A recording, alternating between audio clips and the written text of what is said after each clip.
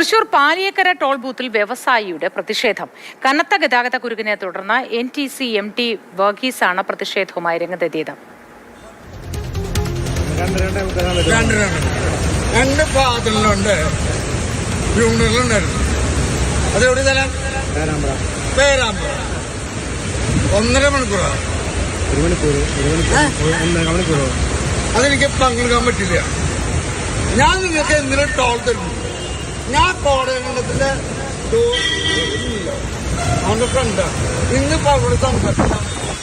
എന്താണ് സംഗതി, സംഭവം എന്ന് നമുക്ക് ലിഷോയോട് തന്നെ ചോദിക്കാം. ലിഷോയ്, എന്താണ് സംഭവിച്ചത്? എന്താണ് ഇത്തരത്തിൽ ഒരു പ്രതിഷേധത്തിന് കാരണം? ഇന്നലെയാണ് ഈ സംഭവം ഉണ്ടായത്. ഈ NTC group MD Varghese Jose അദ്ദേഹത്തിൻ്റെ ഭാര്യ പിതാവിൻ്റെ സംസ്കാര ചടങ്ങുകൾക്ക് വേണ്ടി മുരുങ്ങൂർ പേരാമ്പ്ര ഭാഗത്തേക്ക് പോവുകയായിരുന്നു. ആ സമയത്ത് ഈ പാലിയേക്കര ടോൾ പ്ലാസയിലൂടെ തൃശ്ശൂരിൽ നിന്ന് ടോൾ നൽകിയാണ് ഇദ്ദേഹം അപ്പുറത്തേക്ക് കടന്നത്. അതിനുശേഷം ഈ ആമ്പല്ലൂരും അതുപോലെ തന്നെ പുതുക്കാടും ഒക്കെ തന്നെ വലിയ പേരാമ്പ്രയിലും ഒക്കെ തന്നെ വലിയ ഗതാഗതക്കുരുക്കാണ് അനുഭവപ്പെടുന്നത്. അങ്ങനെ ഗതാഗതക്കുരുക്ക് അനുഭവപ്പെട്ടതിനെ തുടർന്ന് മണിക്കൂറുകളോളം വൈകിയാണ് അദ്ദേഹത്തിന് എത്താനായി കഴിഞ്ഞത്. ഇതോടുകൂടി ഈ ചടങ്ങിൽ പങ്കെടുക്കാനായി കഴിഞ്ഞില്ല എന്നുള്ളതാണ്.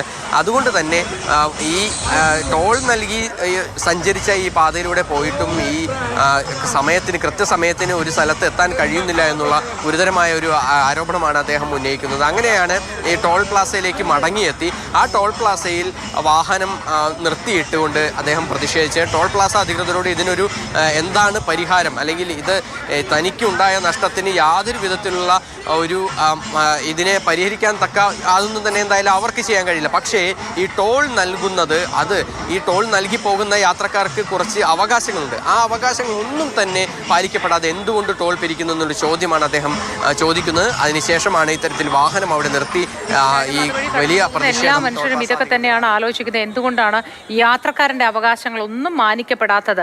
പല അവകാശങ്ങളും ഈ ടോൾ ബൂത്തുമായി ബന്ധപ്പെട്ടുണ്ട്. ടോളിൽ നിശ്ചിത സമയത്തിനകം അവിടെ തന്നെ കിടക്കേണ്ടി വന്നാൽ ടോൾ കൊടുക്കാതെ പോകാം തുടങ്ങി പല കാര്യങ്ങളുമുണ്ട്. പക്ഷേ ഇതൊന്നും നമ്മുടെ നാട്ടിൽ നടപ്പാവുന്നില്ല എന്നതാണ്. കോടതികൾ ശക്തമായി ഇടപെടുന്നു, പിന്നെ സർക്കാർ സംവിധാനങ്ങൾ, ഭരണകൂടമൊക്കെ ഇടപെടുന്നു എന്ന് പറയുന്നു. എങ്കിലും ഇതൊന്നും, ഈ അവകാശങ്ങളൊന്നും സാധാരണ അതുവഴി യാത്ര ചെയ്യുന്ന മനുഷ്യന് കിട്ടുന്നില്ല എന്നതാണ്. അതുകൊണ്ട് പ്രതിഷേധിക്കുക തന്നെ വേണം.